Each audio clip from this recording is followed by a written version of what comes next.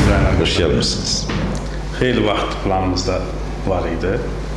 Amma işlər elə gətirdi ki, indiyə denk gəldi.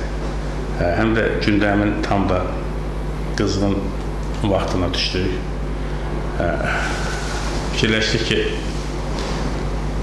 bir-birini ittiham edən kim daha çox miting keçirəcək, kim daha çox gələcək, kim ayın neçəsində keçiriləcək, həm də bir kənardan bir baxış olsun.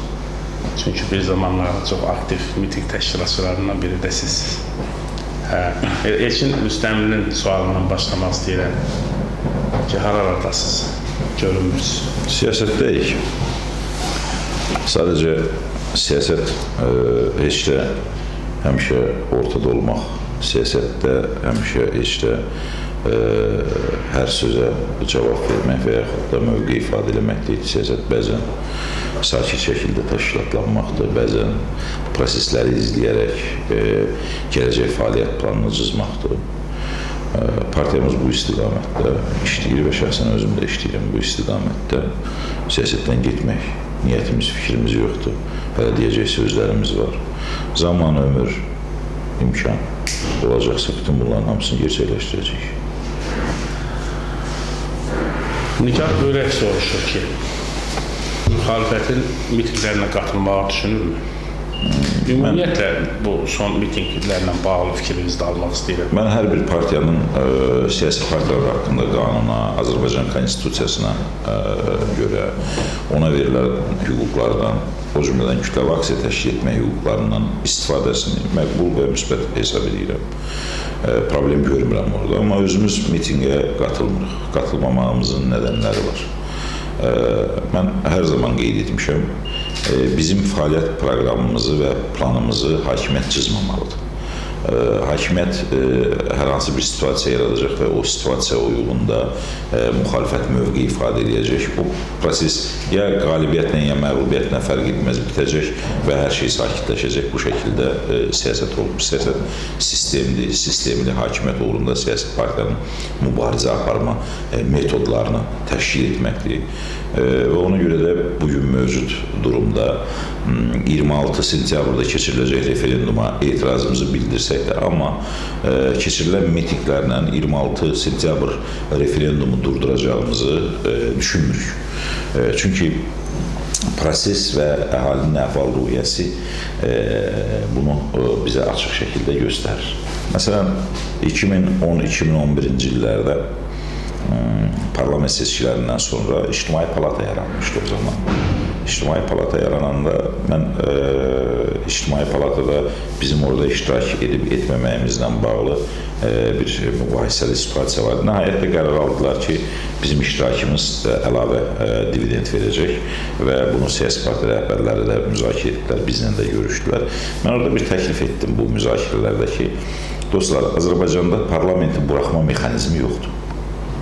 Nə prezident parlamenti buraxa bilmir, nə parlament öz-özünü buraxa bilmir. Ona görə İctimai Palatanın da hədəfi parlamenti buraxdırıb yenidən parlament seçkiləri keçirməkdirsə, bu mənasız mübarizədir.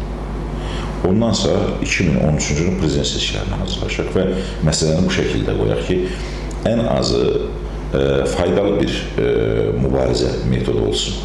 Biz hər gün İctimai Palata yığışdı, dedi, parlament seçkiləri keçiriləcək və s. və s.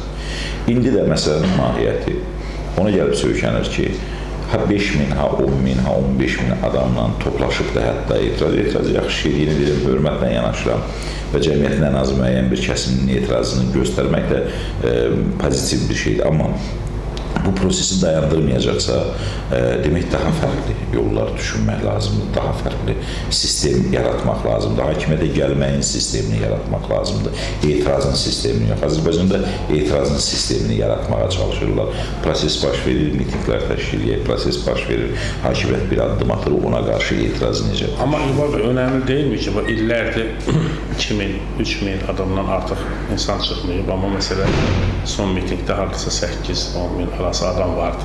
Yəni bunun əhəmiyyəti yox. Belə bir bənzətmə deyim də sizə. Fərz edək ki, çörəyin qiyməti $1 və ya 1 manatdır. Sizin 30 qəpiyiniz var, mənim 5 qəpiyim var. Sizin 30 qəpiklə mənim 5 qəpiyimin arasında heç bir fərq yoxdur. Çünki nə siz ona çörək ala bilmirsiniz, nə də mən. Hətta toplayanda da. Hətta toplayanda da ala bilmirik. Demək, fərqli bir şeylər düşünmək lazım. O bugün 10 mindir, 17-sində bəlkə 15 min olacaq, bəlkə 3 min olacaq. Onda nə qənaət nə olacaq? Və ya 18-ində. Demək ki, sistemi düzgün müəyyənləşdirmək. Yəni mitinqlərin böyük hərəkata çevrilməyi və bu mümkünsüzdür. 80-ci illərdəki kimi hakimiyyət dəyişikliyi deyilsiniz, mümkünsüz. Yəni artıq mitinqlər dövrü bitməyib. Mitinqlər dövrü bitməyib. Mitinqlər, bilirsiniz, 80-ci illərdə, məsələn, bugün çıxır adamlar deyir ki, monarxiya son, talana son və s. və s. Bu uzun vədəli bir siyasətdir. Xalq heç zaman uzun vədəli siyasətə bu şəkildə deyilən formada hazır olmur. Xalq həmişə cari məsələlərdən çıxır. Məsələn, 88-ci ili misal getirdiniz. 88-ci ildə milli müstəqillik uğrunda davaya qalxmadıq ki. Biz qalxdıq Topxanada ağac kəsildi, biz Ermənistandan soydaşlarımız qovuldu. Cari yığıldı, artıq enerji yığılanda gəldi bir yerə çatdı. Bugünkü yanaşma ilə, tutaq ki, uzun vədəli seçici yanaşması ilə, seçici onu aparmağa, hətta belə psixoloji cəhətdən də seçicinin ona gücü yoxdur. Və ikinci, 88-ci ildə qoyulan məsələlər umumxalq məsələsidir. İndi qoyulan məsələlərin bir çoxu hakimiyyət məsələsidir. Hakimiyyət məsələsinə xalqın münasibəti biraz fərqlidir. Bilirsiniz, xalq bir rəngdə deyil ki, hamısı, bunun da qrupları var. Ən pis iqtidarların 30% elektoratı var. Ən pis iqtidarların 30%lik resursu var. İnzibat resursu, maliyyə resursu, biznes, oliqarxiya resursu və s. hamısının üst-üstə gələndə 25-30%lik resursdur. Demək, 25-30% adamın da ən azı seçiciyə təsir etmə imkanları var. Demək, seçici yekdil deyil.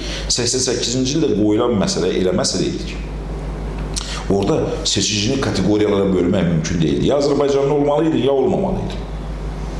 Deyir, mən bu şəkildə düşünürəm. Təbii ki, hakimiyyət məsələsi də o vaxt konkret qoyulmamışdı. Və ən başlıcası. Hətta hakimiyyətə dəstək vardı. Ən başlıcası. Xarici siyasət 3 məsələnin üzərində, bir piramidanın üzərində dayanır. Dövlətlərdə hamısında. Dövlətin marağı onun başında dayanır. Altyapıda yaxın qonşuların və dövlətlərin, digər yanda isə beynəlxalq təşkilatların və iri dövlətlərin marağı.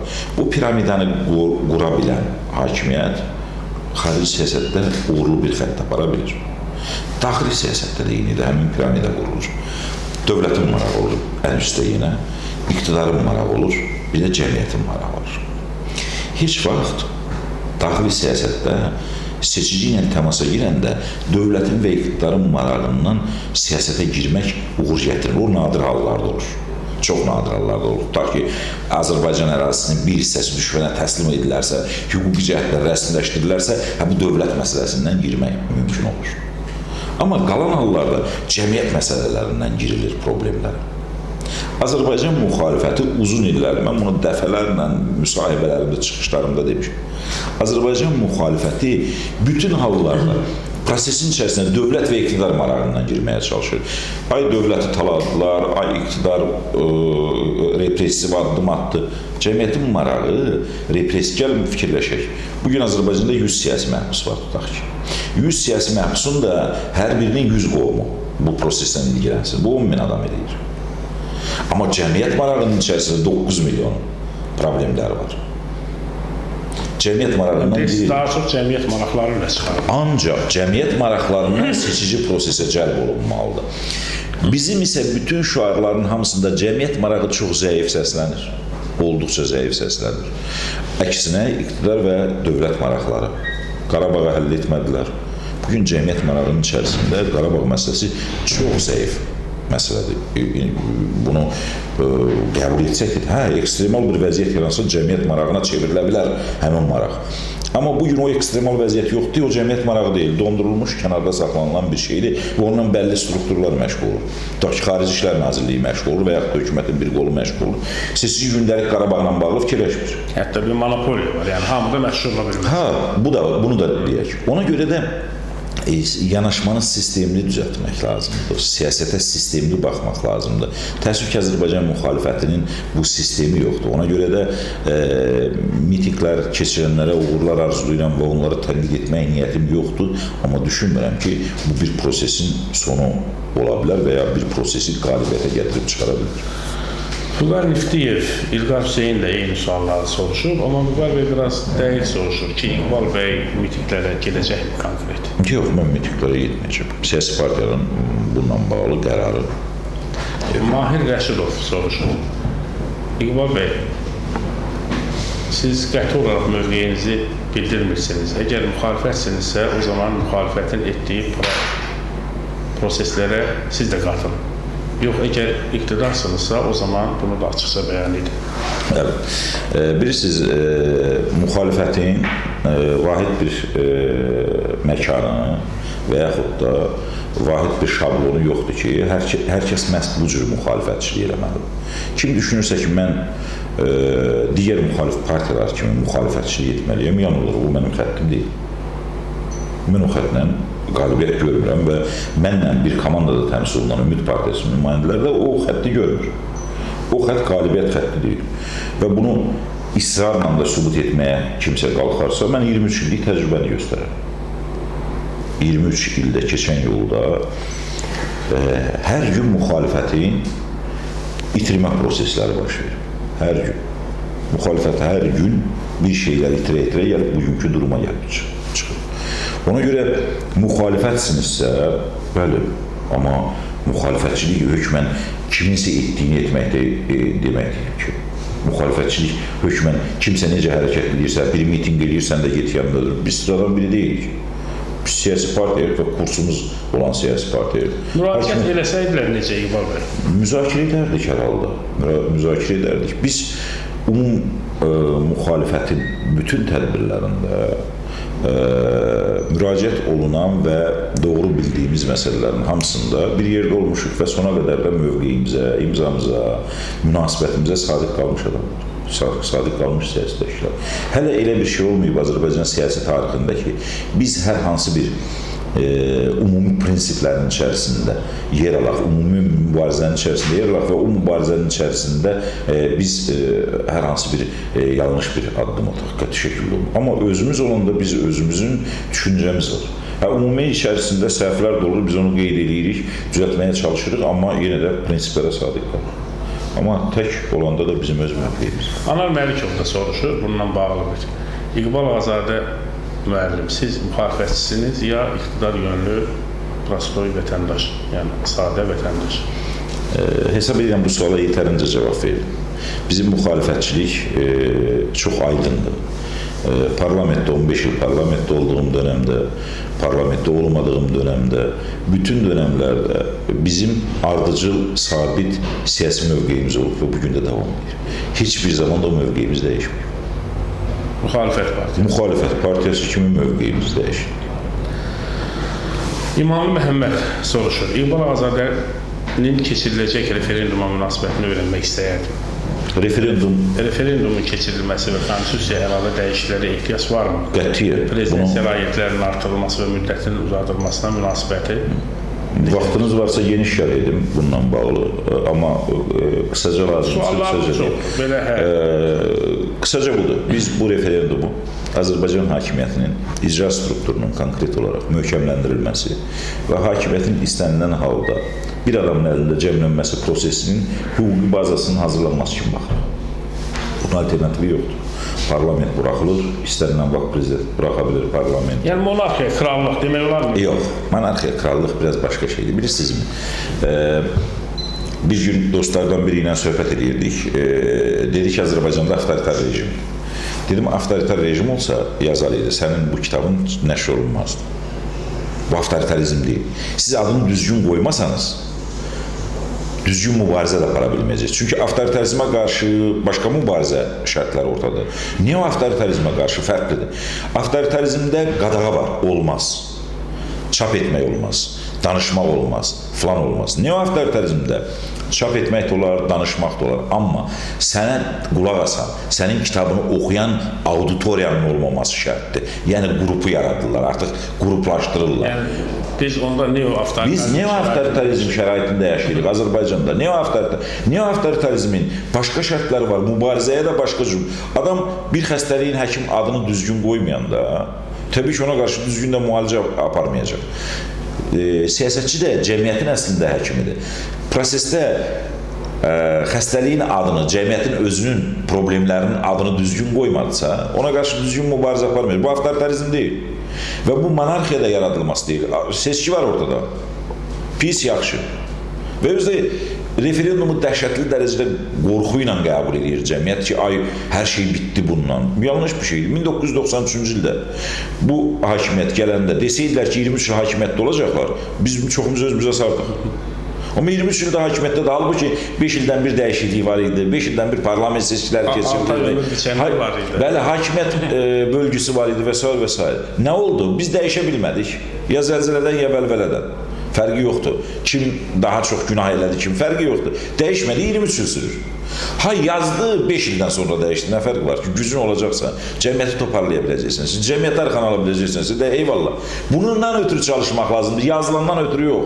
10 il bundan əvvəl, 20 il bundan əvvəl yazılanlar hamısı ideala yaxın idi. Halbuki bugün onun həsrətini çəkir. Nəyi dəyişə bildik? Demək, bundan qorxmaq və yaxud da bunu dəhşətli bir faciəyə çevirmək lazım deyil. Dəhşətli faciə odur ki, biz toparlana bilmirik. Dəhşətli faciə odur ki, biz sistemli mübarizəni təşkil edə bilmirik. Bunun mexanizmini ortaya qoya bilmirik. Ən belə bəsit halda desəm, reseptini yaza bilmirik. Bax, bu qorxuludur. Yoxsa ora nə yazdılar, nə yazmadılar, falan oldu, falan oldu. Yazılanlar o qədər yaxşı idi ki. Nə oldu? Nəyi dəyişə bildik? Kemal Zeynallı referendum sualı verir. İştirak edəcəklərmi, yoxsa yox deyəcəklər partiya olaraq? Biz yox deyirik referenduma və xalqı da aktiv boykota çağırırıq. Hə, Məhəmməd Əsədullazadə də onu soruşub ki, Ümid Partiyası referendumu boykot edib. İqbal Ağazadə prezident olanda konstitusiyada demokratik maddələri tətbiq etmək üçün yeni referenduma gedib ölkənin demokratikləşməsi üçün konstitusiya dəyişdirəcək. Ölkənin konstitusiyası yaş sənəzi gətirəcəkmi? 2 dəfədən artıq gələcək. Bunlar hamısı mütləq şəkildə gələcək. Bilirsiniz, bəzən hakimiyyət nümayəndələri də bunu israrla qəbul edir ki, İlham Əliyevin nəyi pisdir ki, biz onu dəyişirik. Amerikada prezidentlər ona görə dəyişmirlər ki, hamısı çox pisdir. Prezidentlər ona görə dəyişmirlər. Yaş senzini ona görə. Hətta o aspektdən baxır ki, Azərbaycanda hər şey idealdır. Bu hakimiyyət çox yaxşı idarə edib. Amerikada bəyən fikirləşmirlər ki, 8 ildən sonra niyə dəyişirlər prezidentləri? Niyə başqa ölkələrdə fikirləşmirlər ki, 10 ildən biri? Dəyişirlər ki, Azərbaycan kimi ölkələr xüsusilə və ümumiyyətlə qərb ölkələrində də o Nizaminin məşhur bir sözü vardı, çox çiləndə dərd verir suda. Bir hakimiyyət çox qaldıqca, bir yerdə çox fəaliyyət göstərdikcə müxtəlif problemlər ortaya çıxır. Məsələn, diplomatlar niyə 3 ildən bir dəyişirlər? Veribovka olunmasın, biznes əlaqələrinə girməsin, daim hakimiyyətlər də belədir. Daha çox yerdə qaldıqca artıq ləngimələr, dünyanın axarından, inkişafdan, proseslərdən və s. geri qalır. Ona görə dəyişirlər. Ona görə mütləq olmalıdır. Həm yaş senzi olmalıdır, prezidentlik 35 yaşdan aşağı ola bilməz. Mümkün deyil. Çünki bilirsiniz, biz də o yaşı keçmişik, gəlib bəlli bir. Bizim 33, 34, 35 yaşımızdakı emosiyalarımızla 40 yaşında, 45 yaşındakı emosiyalarımız arasında fərqlər var. Prezidentlik təkcə yaxşı idarə etmə deyil, həm də doğru yanaşmadır, doğru pəncərədən baxmadır. Doğru pəncərədən baxmanın isə yaş amilində çox böyük rolu var. Ona görə mütləq konstitusiya islahatları olacaq. Parlamentin rolu artırılacaq, məhkəmələrin rolu artırılacaq, icra strukturunun rolu azaldılacaq. Elə bir paralellik yaranacaq ki, bütün strukturlar bir-birini tamamlaya və nəzarət edə bilsin. Ümid Partiyasına aid suallar var. Emin Quliyev deyir ki, Ümid Partiyasının cəsarətini xalq meydanlarda nə vaxt hiss edəcək? Meydan anlayışı bilirsinizmi? Yenə deyirəm, meydan bəlkə sonuncu bir addımdır. Əvvəlcə bir komanda olmalıdır. Cəmiyyətin, yenə deyirəm, düzgün reseptini müəyyən edən bir komanda olmalıdır. Biz açıq deyirəm bunu, heç bir partiya da bunu iddia etməsin Azərbaycanda ki, bugün partiyanın vitrinini düzəltsin, qoysun ortalığa, desin ki, mən bu vitrinlə Azərbaycanı idarə edəcəm, heç bir uğur qazana bilməz. Çünki o vitrin o qədər zəifdir. Müxtəlif təşkilatlardan və yaxud da çox ənənəvi səslənən bir şeylər var ki, xalqın çox yaxşı oğlanları var, filan var, biz onlardan seçəcəyik, qoyacağıq. Siyasi təyinat komandadır. Söhbət peşəkarlıqdan gedir. Bəli, peşəkar ola bilən adam istənilən vəzifəni həvalə etmək. Amma sənin bir siyasi komandanda da olmalıdır ki, o siyasi komanda dağılmasın, hələ bir yerə çəkməsin, qruplaşma getməsin içəridə, vahid bir komanda ki, o artıq sənin komandan olacaq. Bugün Azərbaycanda və o cümlədən Ümid Partiyası kimi biz hələlik bunu hazırlaya bilməmişik. Biz gözəl proqramlar hazırlamışıq, amma komandamızı hələ tamamlamamışıq. Bunu tamamlayacağıq. Çox yaxın zamanlarda tamamlamağı düşünürük. Uzun iş gedir, bir ildən yuxarıdır bu altyapıda mən bunu işləyirəm. Komanda işləyirik. Bəli, müxtəlif gənclərdən, xaricdə təhsil almış gənclərdən və s. işləyirik müxtəlif aspektdə. Nə zaman qutara biləcəyik, o zaman da biz cəmiyyətə mesajımızı verəcəyik. Amma indi durdum mən meydanda qəhrəmanlıq, bilirsinizmi, çox tez-tez eşidilir Azərbaycan siyasətində, bu söz də eşidilir. Qəhrəmanlıq göstərmək, sınmamaq, mövqe bildirməmək və yaxud da xəttindən dönməmək. Siyasətçi üçün bu yanlış bir şey. Siyasətçi bu şəkildə yanaşa bilməz. Mən sınmadım deyən, mən əyilmədim deyən, mən yolumdan dönmədim deyən adamlar bir düşündü mü ki, seçicisi nə qədər sınıb? Ölkə nə qədər əyilib, ölkə yolundan nə qədər dönüb proseslə. Sən şəxsini qorumaq üçün deyildin siyasətdə, ölkəni qorumaq üçün idin. Şəxsini qorumaq üçün siyasətlə məşğul olma, sınmamaq üçün, əyilməmək üçün, yolundan dönməmək üçün, manevr etməmək üçün heç siyasətlə məşğul olma, daha yaxşı oğlan olacaqsan. Amma sənin müraciət etdiyin elektorat bu qədər əyilibsə, bu qədər sınıbsa, bu qədər problemlər içərisində əzilibsə, xeyr ola sən sınmadın. Sənin üçün mü çalışırdı amma? Hamı bir sənin şəxsin üçün mü çalışır? Cəmiyyət deyilsiz, sınıbsa qəhrəman olmağın nə məqsədir? Yəni cəmiyyət elə şey demir. Azərbaycan siyasətinin içərisinə baxsanız. Azərbaycan siyasətində qəhrəman və xain olmayan bircə dənə siyasətçi qalmayıb Azərbaycan. Tarixin müxtəlif dönəmlərində bütün siyasətçilər istisnasız halda ya qəhrəman olub, tarixin bir dönəmində xain olub, sınmış olub, qəhrəman olub və s. və s. Bu ictimai rəydir. Sən bilirsinizmi, bəzən müharibəyə bənzətsək, bəzən heç məktəbdə sayılmayan, taytuşlar arasında hörməti olmayan biri, bir də görürsünüz ki, elə bir şücaət göstərir ki, adını tarixlərə yazır və onun bütün köhnələrinin hamısı unudulur yeni. Seçici həmişə onu bir yerlərə apara biləcək insanlardan qəhrəmanlıq gözləyir. Problemlərin həllini gözləyir. O olmayanda başlayır fərqli yanaşmalar. Düzdür, Azərbaycanda sosial damğaçılıq da var. Bu da təbii ki, Sovet hökumətinin gətirdiyi 30-cu illərin ab-havasından yaranmış bir sosial damğaçılıqdır. Nədir bu sosial damğaçılıq? Tutaq ki, 37-ci illərdə kimi-kimdən xoşu gəlmir, deyirdi kulaqdır. Kimi-kimdən xoşu gəlmir, deyirdi qolçamaqdır. Kimi-kimdən xoşu gəlmir, deyirdi filan bəylə qohumu var və bir sosial damğaçı yapışdırıb adamları şərləyib göndərirdi. Bu gəldi 56-cı ildən sonraki prosesdə partiyanın KPN-in 20-ci qurultayından sonra şəxsiyyətə pərəstiş sosial damğası çıxdı ortalığa. Hansı kolxoz sədrindən, hansı kolxoz direktorundan filandan xoşları gəlmirdilər və ya biraz ötkəm deyirdilər, bu şəxsiyyətə pərəstiş edir və kult liçinsindən bunu sıradan çıxardı. Ən təəssüf o doğuran o idi ki, 88-ci ildə proses başlayanda kimin-kimdən xoşu gəlmədi, dedik Ekib agentidir. Kimin-kimdən xoşu gəlmədi, bir yarlıq yapışdırdı. Və bugün də o davam edir. Kimin-kimdən xoşu gəlmir, psevdo-müxalifət. Kimin-kimdən xoşu gəlmir, nə bilim, yarım müxalifət. Təzə çox gülənçilər. Gülənçilər, filanlar. Ya bu sosial damğaçılıq. Gülənçilik demiş. Sizi heç bu gülənlə ittiham edən olmuyor. Vallahi biz həmişə gülümsüyürük, amma gülənin yanında yox. Mən dinə başqa cür yanaşmışam. Mən dini siyasət, mənim üçün din təşkilat deyil. Mənim imanımın, inamımın, insanın mənəviyyatı. Mənim inamımın, imanımın axundu, mollası, imamı, nə bilim, nəyi ola bilməz. Varsa o təşkilatdır, mən heç bir təşkilatın üzvü deyiləm. Mənim inamım Allahla mənim aramdadır. Qalan hər bir şey təşkilatdır. Başında kimsə dayanır, onun maraqları var, o maraqlara ifadə edir. Mən o cür inam və iman sahibi olmamışam heç zaman. Və ona görə də bu cür dinə bağlı birliklərin və s.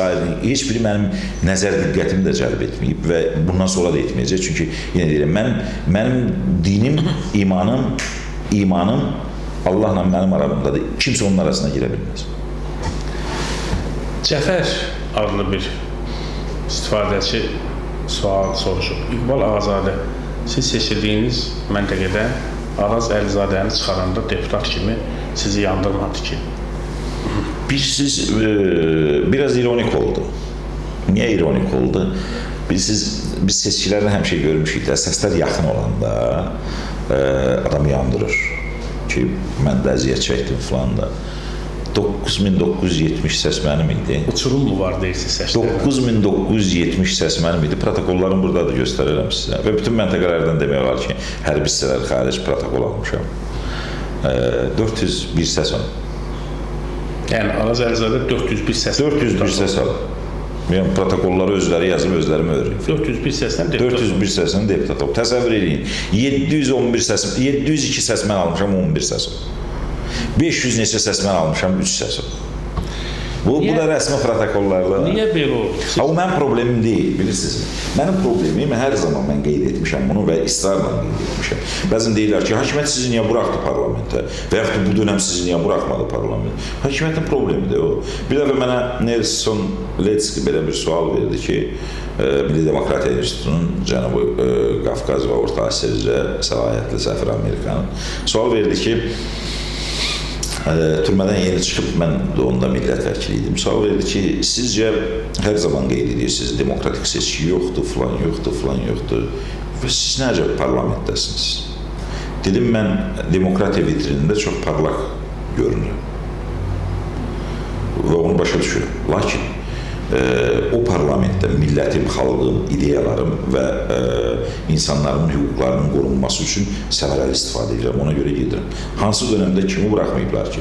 Əgər 2010-cu il parlament seçkilərində müxalifəti tək təmsil edirdimsə, ən az mənim rəyim deyil, bu Amerika Dövlət Departamentinin rəyidir, Avropa Birliyinin rəyidir. 2005-ci ildə müsavatla bir yerdə təmsil edirdik parlamentdə. 2000-ci ildə cəbhə ilə bir yerdə təmsil olurduq parlamentdə. 95-ci ildə mənsiz təmsil olunurdular, mən yox idim. Onda da başqa təşkilatlar vardı. Demək, bu hakimiyyətin də əslində yanaşması, niyə mənim qələbəmi tanıyır, bir başqasının qələbəsini tanımır? Bu xidmətlərə görə deyil, bilirsiniz. Bu xidmətlərə görə kiməsə hakimiyyətə xidmət etdin, filana xidmət etdin, buna görə tanınmaq deyil. Bu sadəcə olaraq hakimiyyət konjunkturanı bölür ki, hansı konjunkturada kimlər, tutaq ki, 95-ci ildə müsavat deputat qrupu böyük bir heyətlə təmsil olunsaydı, müxalifət potensial, tutaq ki, namizəd idi prezidentliyə o dövr üçün, fərqli nəticələr ortaya qoya bilərdi, fərqli təşkilatlana bilərdi. İndi də məsələn, 2015-ci ildə İqbal Ağazadənin orada olması hakimiyyət üçün arzu olunmaz idi, qoymadı. O zaman niyə Ağdaşdan namizədliyinizi verdiniz? Biz siyasi partiyayıq. Biz seçkinin bütün növlərində indiyə qədər iştirak etmişik və bundan sonra da iştirak edəcəyik, məğlub olsaq belə. Cəmiyyətçi bir rəy var ki, İqbal Ağazadə kifayət qədər ağıllı, müəyyən hadisələr proqnozlaşdıra bilən bir adamdır. Yəni, İqbal Ağazadə bilsəydi ki, Ağdaşdan seçilməyəcək və ya təyinat olmayacaq, belə deyək biz hər tərəfinə, o ora getməzdi. Yəni, İqbal Ağazadə bilib ki, gedib və belə bir rəylər var. Biz siyasətə gəldiyimiz gündən bu yana qədər bircə seçkini boykot eləmişik. 2004-cü ilin dekabr ayının 17-sində keçirilən bələdiyyə seçkiləri. Ondan bu günə Ümid Partiyası prinsip olaraq qəbul edib. Əgər zorakılığı, gücü, məqsədə çatma vasitəsi hesab etmiriksə, bütün seçkilərdə iştirak edəcək. Bu bizim qurultayın qərarıdır. Bütün seçkilərdə istisnası iştirak edəcək. Ağdaş rayonunda seçkilərdə iştirakla bağlı partiyanın rəhbərliyində o cümlədən rayon təşkilatlarına müzakirə oldu. Rayon təşkilatları israrla dedi ki, iştirak edirik, amma bir şərtlə. Siz özünüz iştirak edəsiniz. Mən sizə bir şey göstərəcəm. Məsələn,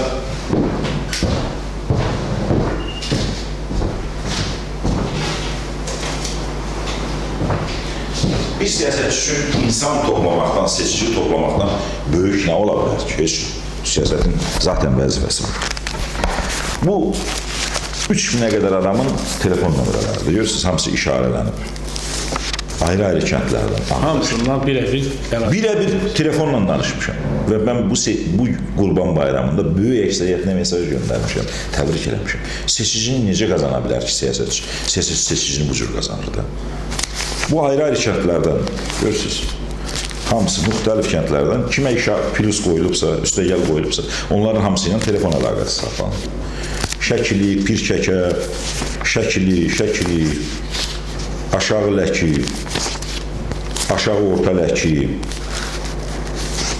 Yəni, demək istəyirsiniz ki, bu seçkini siz Ağdaş seçkini qurdunuz? Çox. Mən Ağdaş seçkisində həm iki şeyi seçicimi və partidaşlarıma göstərdim. Birinci, 23 gün ərzində, mən həmişə israrla demişəm ki, seçki elan olunanda seçkidə iştirak etmək məğlubiyyətdir.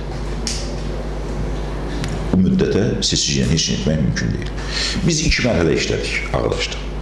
Təsəvvür edin, biz birinci təbliğat başlayanda Ağdaşa girdiyimiz anda lomla lapatka ilə qarşıladılar bizi. Hakimiyyətin öyrədilmiş, icra nümayəndəsinin öyrədilmiş adamları və s. və s. Və böyük bir qarşıdurma yarandı. Çox böyük, nəhəng bir qarşıdurma yarandı. Heç kim bizi müdafiə etmədi yerdə. Çox az adamlar müdafiə etmək istəyənlər də sakitcə sükutla kənardan tamaşa edirdi.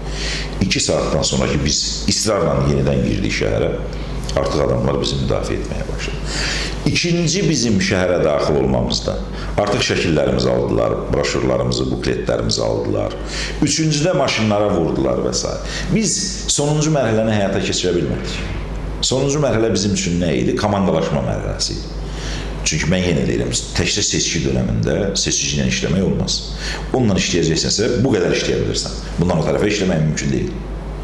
Amma əvvəlcədən hədəf qoyub siyasi partiya 125 dairə üzrə öz namizədini müəyyənləyib uzun müddət işləyirsə, komandalaşa bilir. 400 nəfərlə orada komandalaşa bilsəydik biz, bütün prosesi biz istəsə belə saxtalaşdıra bilməzdi. Sonunda sadəcə nəticəni dəyişə bilərdi. Necə ki, Araz Əlizadə dəyişdi. Biz öz ərazimizdə də Araz Əlizadə ilə məndən alternativ olanda belə saxtalaşdırmağa imkan vermədik. Seçki saxtalaşdırılmadı. Protokolları yazdılar, verdilər mənə. Qutardı seçki. Sonra Mərkəzi Seçki Komissiyası götürdü, ona uyğun başqa bir rəqəmləri yazdırdı, dedi, Araz Əlizadə qalibdir. Bu başqa bir prosesdir artıq. Araz Əlizadə ilə məsələ deyəsən bitdi, mübariz onun atasına görə deyəsən keçdiniz, bağışladınız. Yox, Araz Əlizadə ilə mənim bir hüsumətim yoxdur. Heç bir hüsumətim yoxdur. Herhalde söz atışması olmuşdu. Söz atışması olmuşdu. Mən sadəcə bəzi dərinliyə getmədim. Çünki mərhum atası Məmməd Mübariz mənim çox sevimli müəllimlərimdən olub. Mənə dərs deyib. Fars filologiyasında. İxtisas fənni. Necə müəllim olub Məmməd? Yaxşı müəllim. Amma onun haqqında çox müxtəlif fikirlər var. Mən onun siyasi fəaliyyətinə, etdiklərinə falana mən cavabdeh deyiləm və yaxud da o məni ilgiləndirir. Mənim auditoriyada müəllim olub. Mən onunla partidaş olmamışam. Mən onunla Komünist Partiyasında bir yerdə müəllim kimi ideal müəllim olub. Məsələn, o qədər yaxşı müəllim idi ki, məsələn, tələbəni duya bilirdi, tələbəni hiss edə bilirdi, tələbənin nəyi bilib, bəzən dil idi, xarici dil idi, bəzən ifadə etməyə çətinlik çəkirdik, dərhal deyirdi, bunu demək istəyirsənsə, denən doğrudur. Məsələn, onu hiss edir. Fenomenal yaddaşı var idi. Məsələn, Firdovsin Şahnaməsini əzbər deyirdi əvvəldən axıra qədər. Özü tərcümə eləmişdi. Məsələn, Füzulinin məşhur Gecələr qəzəli var. Yarın hicrində yenə gözlərim ağlar bu gecə, sən söynəyişə, mənim ağlamağım var bu gecə. Məsələn, Füzuli bunu fars dilində yazıb. Amma Məmməd Mübarizin tərcüməsində bu Füzulinin qəzəlindən daha gözəldir. Gözlərimdən yuxumu qarət ediblər, yoxsa qara bəxtimdir edib məni bidar bu gecə. Sərik ulində Füzuli gecələrdir, sən onu niyə qovdun, hara bəs keçsin onu açar bu gecə. Məsələn, Məmməd Mübarizin tərcüməsi də o qədər gözəldir. Məsələn, biz orijinaldan bunu oxuyanda tərcümə orijinaldan daha gözəldir. Çox maraqlıdır. Belə şeirlər bilirsinizmi? Baxdım belə. Çox. Yəni belə əzbəriniz var da şeirlər. Nə qədər desəniz. İstəyirsiniz klassik, istəyirsiniz müasir. Bu Cəhər bəy yenə soruşur davamını. Bundan bir bağlı Türkiyə Azərtürkün də bir sualı var. Deyir, sizin müşahidəçilər seçkidə 10 manat alıb qoyurdular ciblərinə. Biraz da yeyib içərək seçki qutusuna arxalarını çevirirdilər. Gözləri kör, dilləri lal, qulaqları kör olurdu, kar olurdu. Sizin bu cür üzvlərinizə münasibətiniz necədir?